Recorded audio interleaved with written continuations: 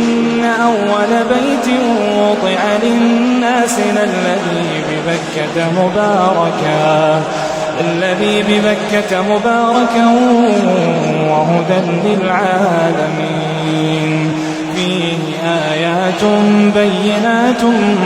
مقام إبراهيم ومن دخله كان آمنا ولله على الناس حج البيت من استطاع إليه سبيلا ومن كفر فإن الله غني عن العالمين قل يا أهل الكتاب لم تكفرون بآيات الله والله شهيد على ما تعملون قل يا أهل الكتاب لم تصدون عن سبيل الله من آمن تبغونها عوجا وأنتم شهداء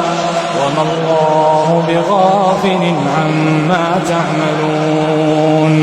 يا أيها الذين آمنوا إن تطيعوا فريقا من الذين أوتوا الكتاب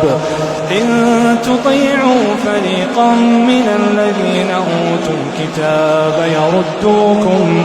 بعد إيمانكم كافرين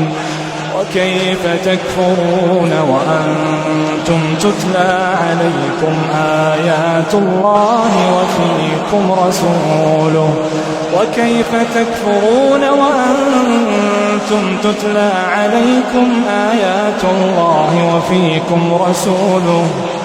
ومن يعتصم بالله فقد هدي إلى صراط مستقيم.